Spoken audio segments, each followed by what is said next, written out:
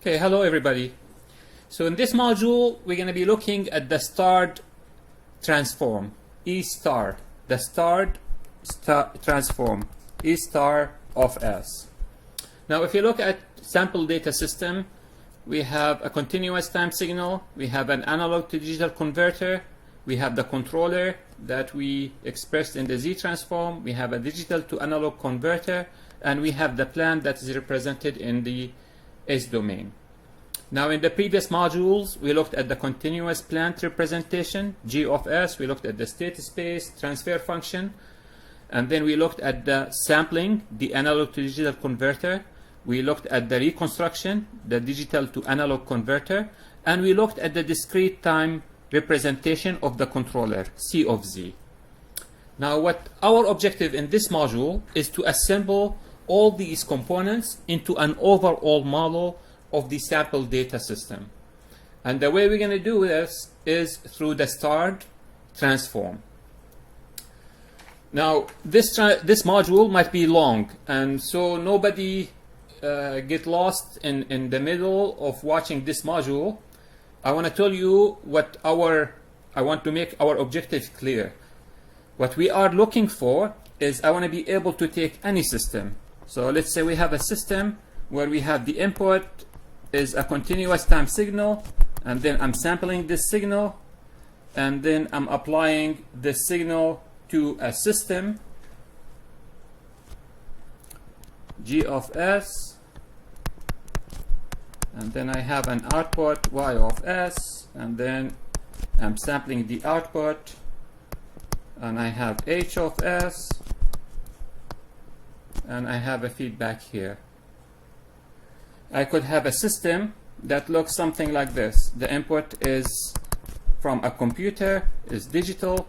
I have a controller that is digital, C of Z, and then I have a plant that is G of S, and then I'm sampling,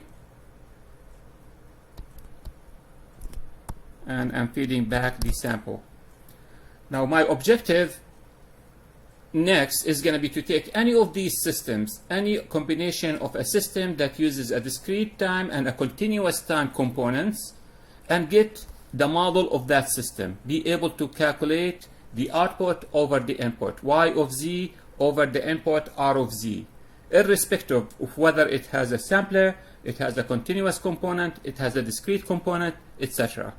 So I want to be able to look at a system that looks like this, a system that looks like the one on the right, and be able to obtain the output over the input, Y of Z over R of Z. Now, in order for us to be able to do that, and that will be the topic of the future, I need to be able to understand and apply the starred transform. Now, what we're going to be doing with the starred transform before we get started, so this is just an overview of what we're going to be doing in this module.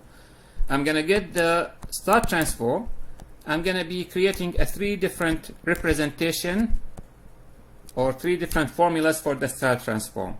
The first formula that we're going to derive is E star of S equal to N equals 0 to infinity, E of N T, E to negative N multiplied by T multiplied by S. So this is one expression that we're going to be deriving for the E star. A second representation is going to be the summation from I equal 1 to N residue Ci multiplied by 1 over 1 minus E to negative T multiplied by S minus lambda I. This is the second expression that we're going to be deriving.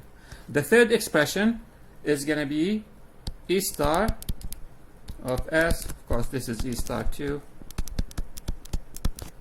equal to 1 over T, the summation from I equal negative infinity to infinity, E of S plus J omega S multiplied by I. So these are the three expressions that we're going to be deriving in this module. 1, 2, and 3. Three different representation of E star. Now, after we are familiar with the E star, we're going to be looking at open loop systems, closed loop system, and trying to get the transfer function of that system. Okay, so again, the star transformation that we're going to be introducing in this module is going to enable us to link together a system that has component of a continuous time representation and components that have discrete or sample time representation. Okay, so with that, let's get started. So our objective is to get the start transform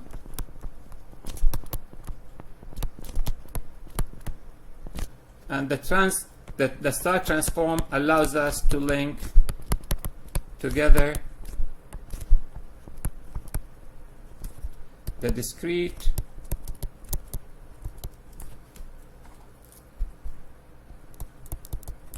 time model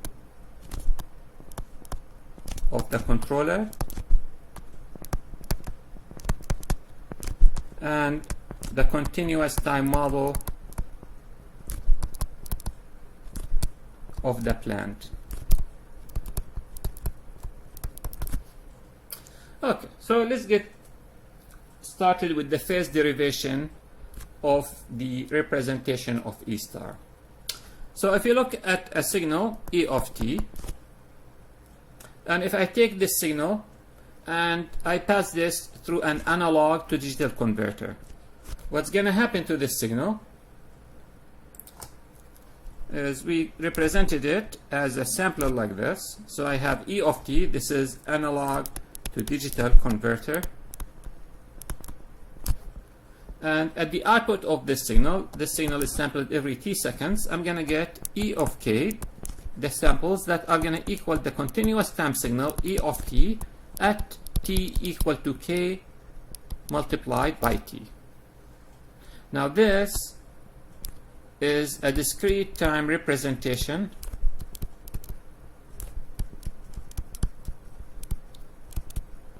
of the sample signal.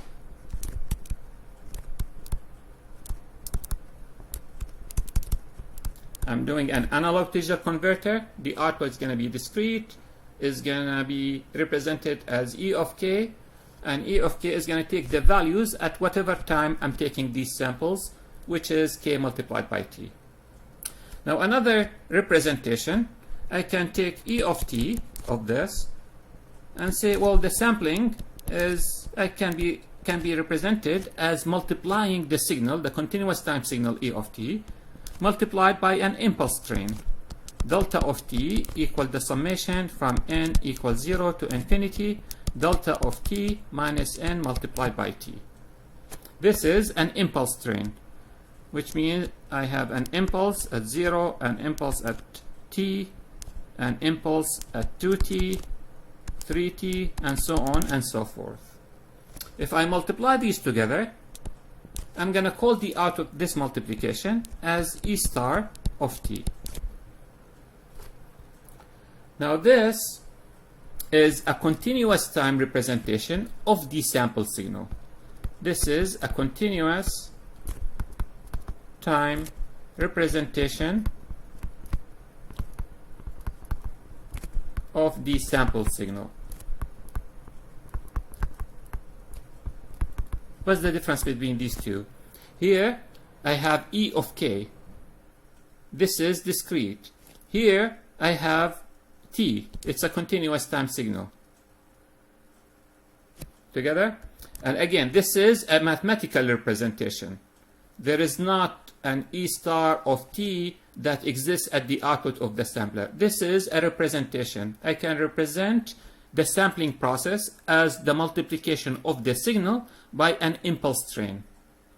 And this impulse train, once I multiply it, I'm going to get at the output, the result of this multiplication is going to be E star, the signal I'm going to call it E star of t. E star of t is going to be composed of impulses that are going to be scaled by the amplitude of the signal E of t. This is a continuous time signal. This index in time is continuous. Therefore, this is a continuous time signal. This index in time is discrete. Therefore, this is a discrete time signal. Now the question that we want to do is, what is the mathematical relationship, or the question that we want to answer is, what is the mathematical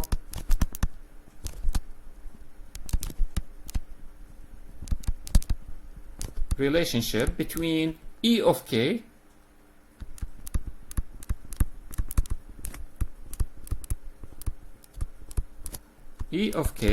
that we have here with the discrete time representation and E star of t. How are these two related to each other? This is discrete signal, this is a continuous time signal. How are they related to each other? And for that, let's look at this and see what happens when we do this multiplication. Now we know that the signal E star of t is the product of the signal E of t and infinite impulse train of E of t and an infinite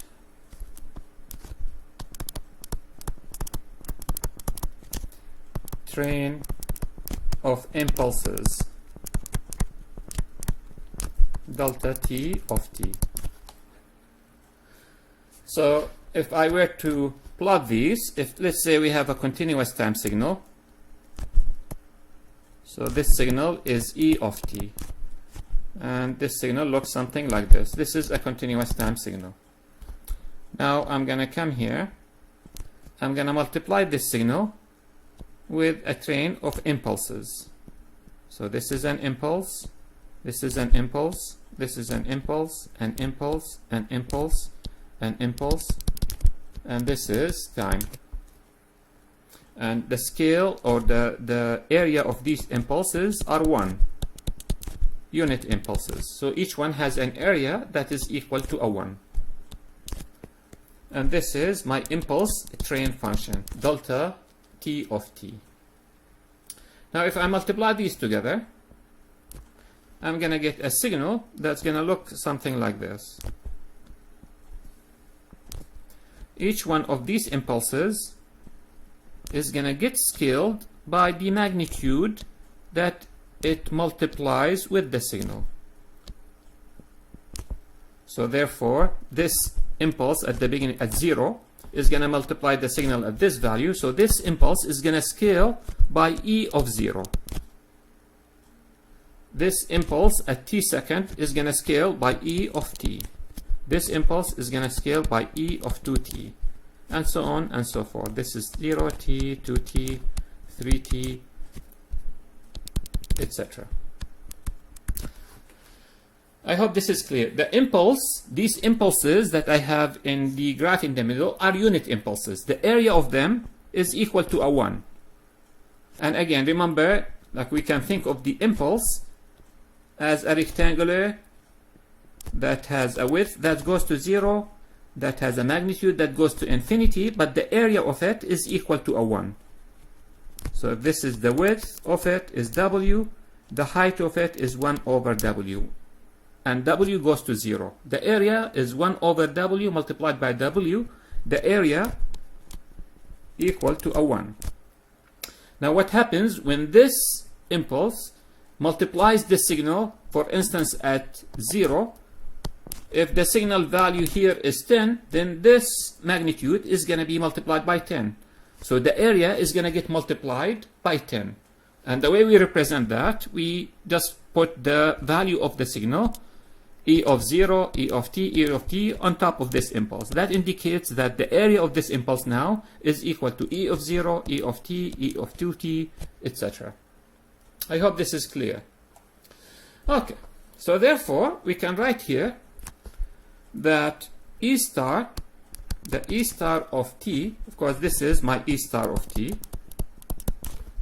E star of t is equal to delta t of t, the impulse train, multiplied by E of t. And this is going to equal the summation from n equals 0 to infinity E of t multiplied by delta of t minus n multiplied by t. And this is equal to the summation from n equals 0 to infinity e of n multiplied by t delta of t minus n multiplied by t. Since the impulse is going to only multiply the signal at discrete times at n multiplied by t, I can just write this as e of nt. Does that make sense? So this is e of t, continuous signal. This is only at the samples that multiply the impulses. Okay. Now what we're going to do is we're going to define the star transform. And the star transform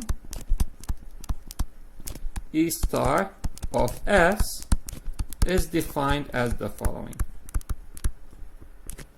E star of S is defined as the Laplace transform of E star of t.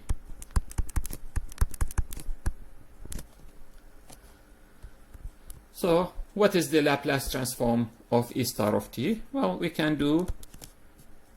say this is the Laplace transform of E star of t, but E star of t is equal the summation from n equals 0 to infinity e of n multiplied by t delta of t minus n multiplied by t.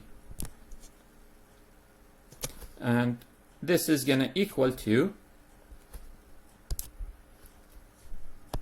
the summation from n equals 0 to infinity e of n multiplied by t, the Laplace of delta of t minus n multiplied by t. So let me go back here. So e of nt is just a scalar. So to take the Laplace of this expression, I have the summation. I can take the scalar out of the Laplace operation. The Laplace is a linear. So therefore, the Laplace is going to equal e of nt multiplied multiplied by the Laplace of this summation of delta of t minus nt. And this is what we got here. E of nt is just a scalar. It's just a value. It's just a scalar value. Now what is this equal to? This is going to equal to the summation from n equals 0 to infinity e of n multiplied by t. What is the Laplace of delta of t minus n multiplied by t? This is just equal to e to minus n multiplied by t multiplied by s.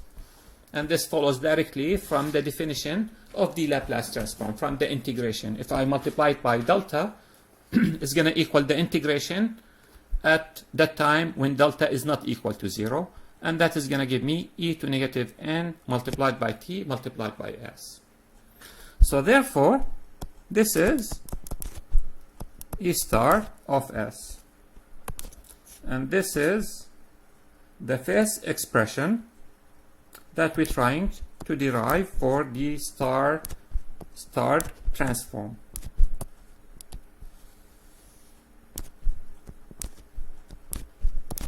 Okay. Now why this expression is important? Why is it important? Because this expression allows us to make contact between discrete time representation and the continuous time representation of the sample signal.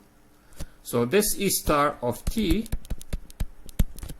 it enables us to make a contact between this discrete time representation, E of k. This is the discrete time representation that we showed in the previous slides. Discrete time representation. And the continuous time representation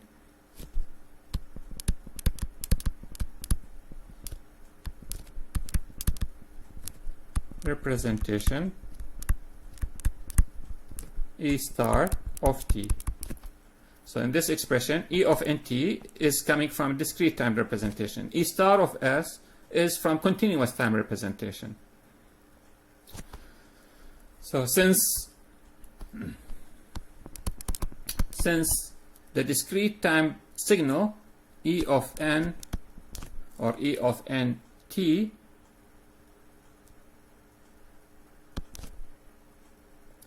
since E of n, the discrete time signal can be represented as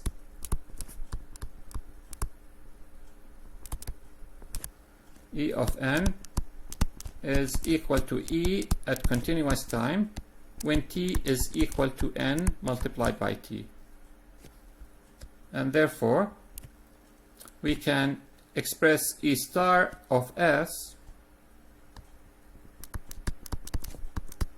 as equal to the summation from n equals 0 to infinity E of n, e to negative n multiplied by t multiplied by s. And we can write this as the summation from n equals 0 to infinity E of n, e to t multiplied by s to negative n. E of n is E of t when t is equal to n multiplied by t. Now, if you remember, in signals and systems and in digital signal processing, we used to differentiate. We used to use a bracket, E of n, to represent a discrete time signal, and the regular bracket to represent the continuous time signal. Now here, we're just using the same brackets for both, but we understand from the context, from the representation, whether it's a discrete signal or a continuous time signal. This is a discrete signal. E of n is a discrete signal. E of t is a continuous time signal. If I take E of t when t is equal nt, that is equal to E of n, which is the discrete time signal. Okay. Now again, E star that we got from here is equal E of nt, but E of nt is equal to E of, I can write it as E of n, the discrete time signal, and therefore I can write this as E of n, e to negative t multiplied by s to negative n. Now if I look at this representation or this expression, and if I compare it to the Z transform of the signal E of n,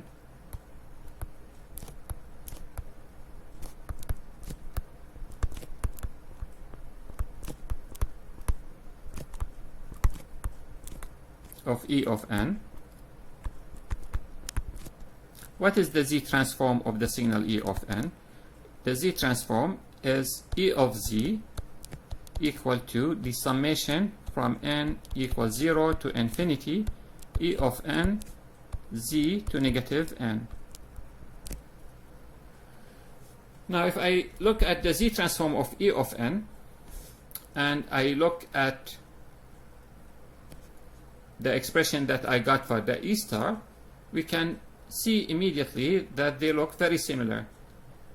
If I take E of z is gonna equal to E star of s, and all what I have to do is to replace E to st with z. And you can see this from here directly. If I take the calculate E of z equal to the summation of E of nz to negative n, this is equal to E star, that the line above, and all what I have to do is to replace s multiplied by t with z. I will get the same expression. So therefore, we're gonna define the Z transform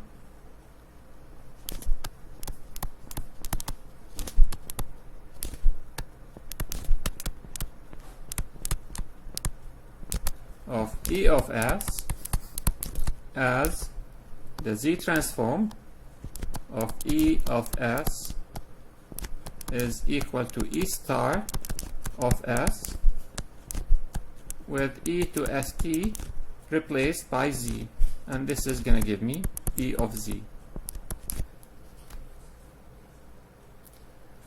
Now this shows us that the star transform is the bridge between the continuous time and the discrete time representation of the signal. Okay. Now this expression that we got, the first expression that we derived, E star of s is equal to summation from n equals 0 to infinity e of n multiplied by t e to negative n multiplied by t multiplied by s is not particularly very useful for determining E star of s. Why? Because we have a summation to infinity, and therefore, because the expression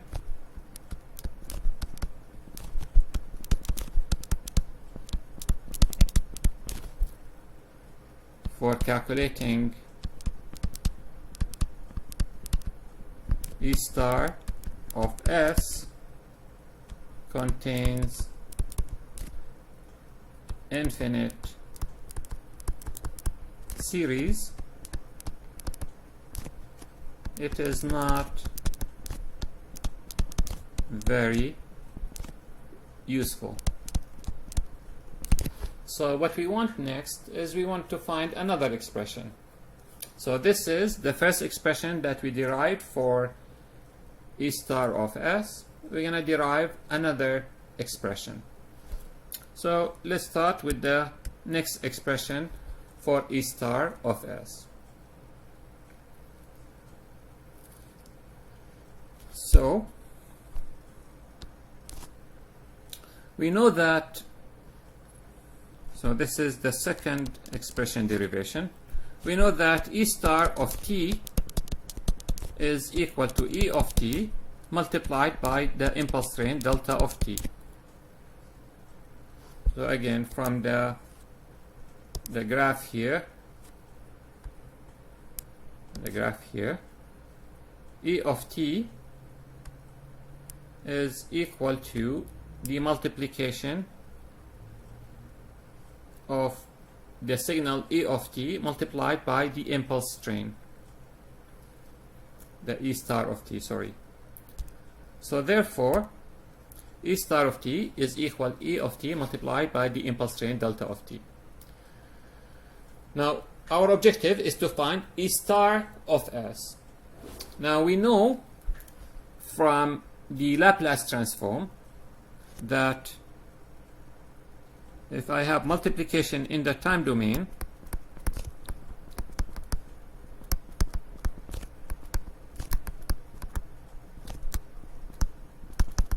what is it going to be in the frequency domain? Is going to correspond to a convolution in the frequency domain. Multiplication in the time domain corresponds to convolution in the frequency domain.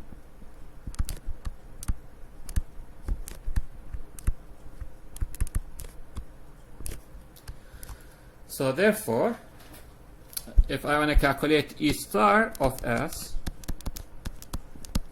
what is this going to equal to? It's going to equal to E of s. Since here it's multiplied, it's going to get convolved with delta t of s. Delta t of s is the Laplace transform of delta t of s. And what is this going to equal to? This is going to equal to 1 over 2 pi multiplied by j, the integration E of lambda delta t s minus lambda d lambda. Again, this follows directly from the Laplace properties. If you look at any table that has Laplace properties, it shows you that the multiplication, two signals multiplied in the time domain, their Laplace transform is going to be 1 over 2 pi j, the integration of the first thing of lambda, the second s minus lambda d lambda. That is the convolution. Now what we're going to have to do is we're going to evaluate this convolution. Now to evaluate this convolution, we're going to use the calculus of residues. Calculus of residues. And this calculus of residues is going to be beyond the scope of what we're going to be covering. Nevertheless, if anybody is interested, You can see it in Appendix 3.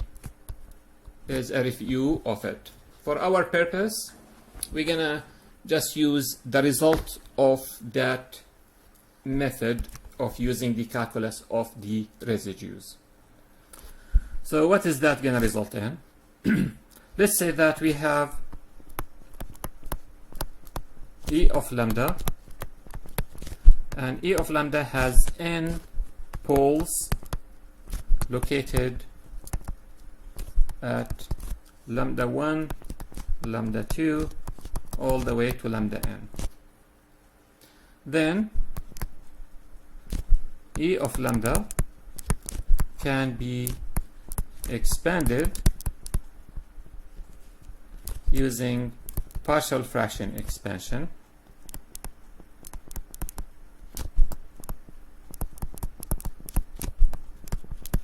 And I can write E of lambda as equal to C1 over lambda minus lambda 1 plus C2 over lambda minus lambda 2 all the way to Cn divided by lambda minus lambda n. So again, E of lambda has n poles. I can use partial fraction expansion to expand E of lambda. These Ci's are the residues associated with each lambda.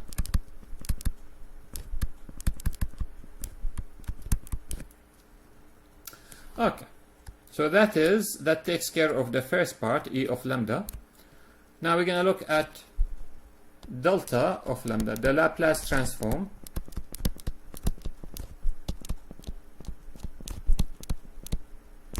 delta t of s is calculated as follows.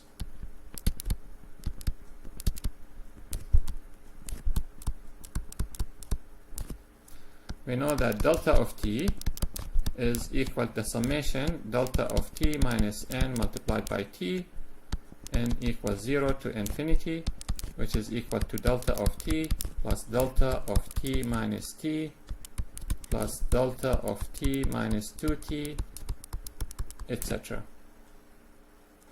Now delta t of s is going to equal to the Laplace transform of delta t of t.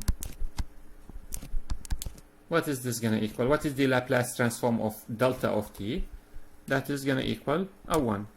What is the Laplace transform of delta of t minus t? This is just a 1 shifted, and therefore it's going to give me e to negative s multiplied by t. What is delta of t minus 2? Same thing, e to negative 2 multiplied by s multiplied by t, and so on and so forth. Now this, I can write it, this will converge to 1 over 1 minus e to minus t multiplied by s.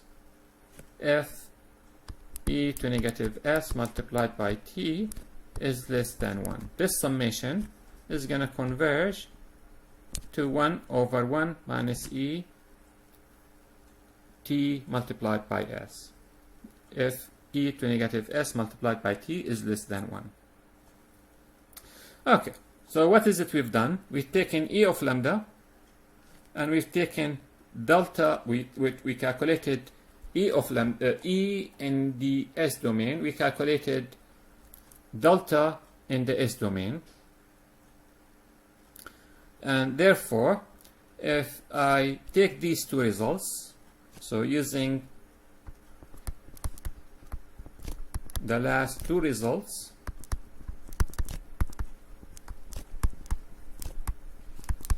and the calculus of residues,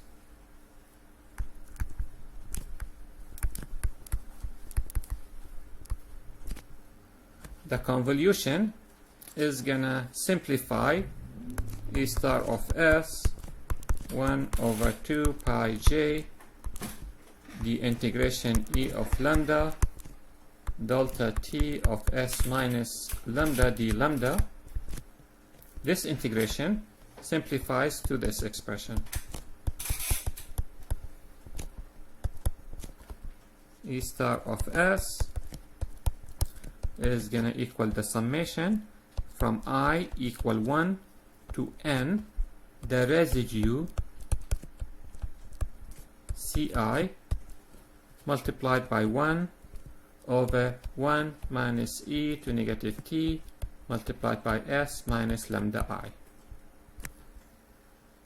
Now we did not show that. Again, this is using the calculus of the residue. The calculus of the residue is going to enable me to do this integration, and if I do it using the calculus of the residue, I'm going to get this expression for for E star. Okay, and again, this, I mean, the mathematical derivation is beyond the scope of this course in digital control. But nevertheless, if you're interested to know how that came about, by all means, you can look at the appendix in the book, Appendix 3. Okay. So let's look at an example.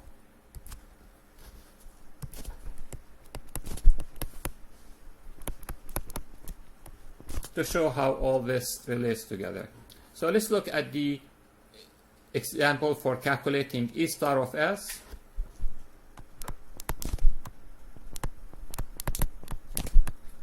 So I'm going to calculate E star of s and the Z transform of E of s for a given signal. For the signal, and the signal is E of t equal to 3 e to negative 2t u of t plus e to negative 3t multiplied by u of t, where u of t is the unit step function.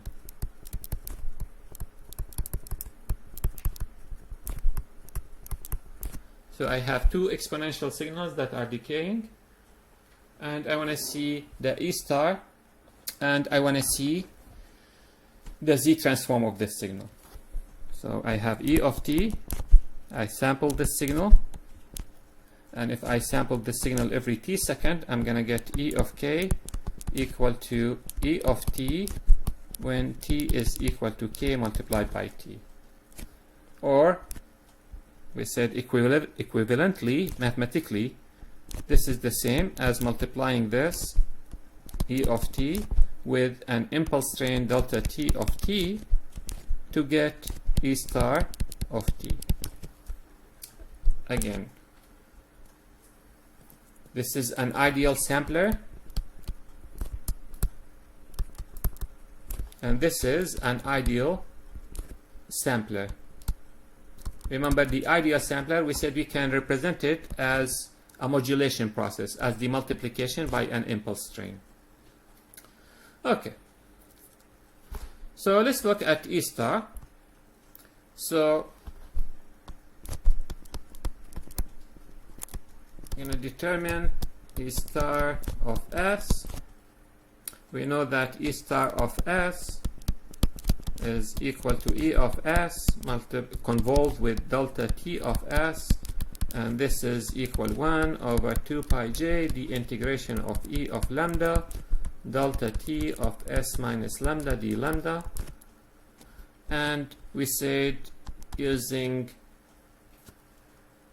we can write this as equal to the summation from I equal 1 to n, the residues, to do this integration, residues of E of lambda multiplied by 1 minus e to negative t s minus lambda I. So in this example,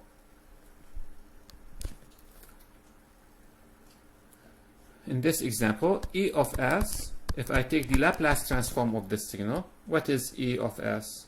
3 multiplied by e to negative tt is going to give me 3 over s plus 2, and 2e to negative 3t is going to give me 2 over s plus 3. Now in this case, it so happens that E of s is already in partial fraction expansion. It's already partial fraction expanded. So in this case, E of lambda, this is E of S, but if I were to take E of lambda, is going to have two poles and two associated residues with it. So E of lambda is going to have a pole at lambda 1 equal to -2 with residue equal to 3, and is going to have a pole at lambda equal to -3 with the residue equal to a 2. And therefore I can write E of lambda or E of lambda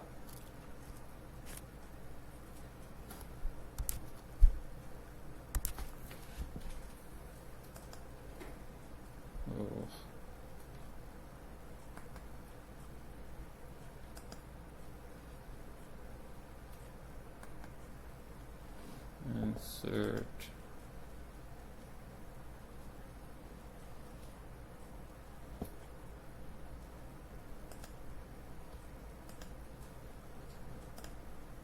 let me pause this till I okay, so we can write this E of lambda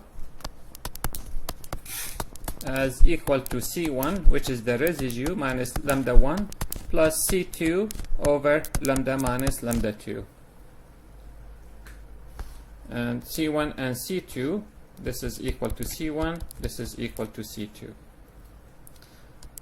Okay, so therefore, if I go to the expression for E star of S, E star of S is gonna equal to, if I look at the expression here, the residue of E of lambda multiplied by 1 over 1 minus E to T multiplied by S minus lambda 1, the lambda associated with that residue.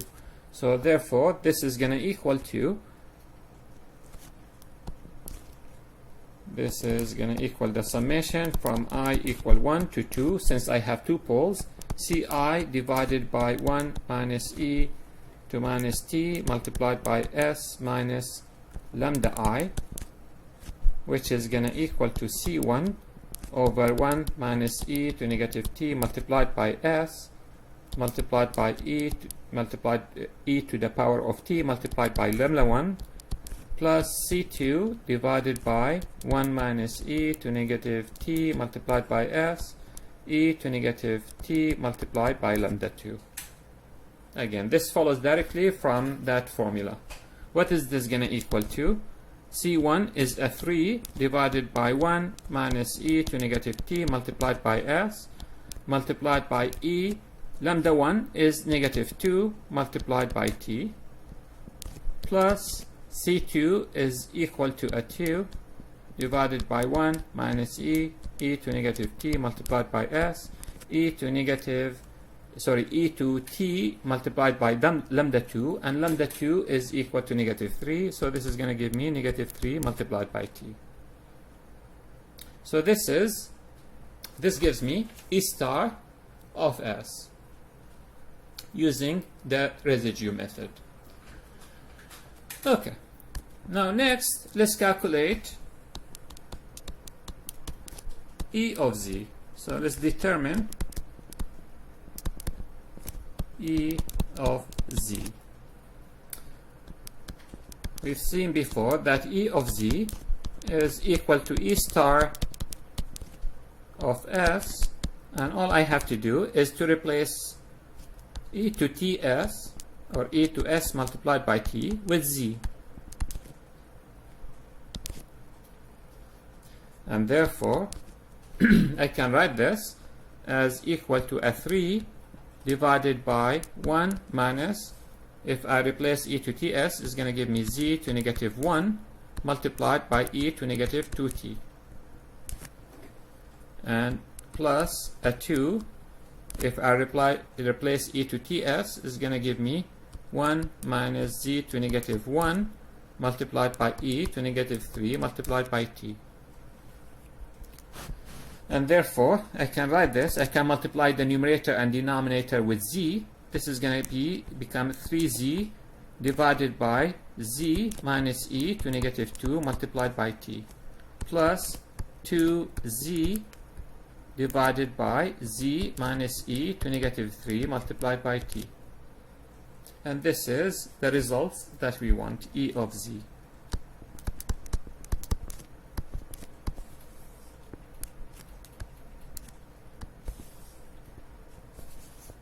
And this is the result we want for E star of S. Okay. Now, is there a way to verify all this? Well, let's verify that indeed, if I take the E star of S and replace E to TS with Z, I'm going to get E of Z. So let's go back to the signal. And the signal, so let's what we're going to do is we're going to verify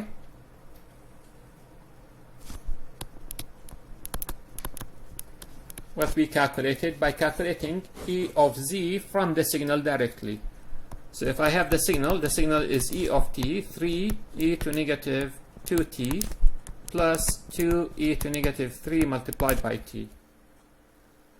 Now what I want to do, I want to get the discrete time signal from here, from this signal. What is the discrete time signal? If I sample the signal every kt, I'm going to get E of k equal to 3e to negative 2 multiplied by t multiplied by k plus 2e to negative 3 multiplied by t multiplied by k. Agree? We're replacing the time t with k multiplied by t. Now what is this? I can write this as a 3e to negative 2 multiplied by t to the power of k plus 2e to the negative 3t to the power of k. This is the discrete time signal that's going to come if I take samples, if I convert this continuous time signal. Of course, this signal is a decaying signal. If I take samples of this signal every t seconds, this is the discrete time signal that is going to result. Now what I'm going to do is I'm going to take the z transform of E of k. Take z transform of E of k. What is the z transform of E of k? This is going to give me E of z.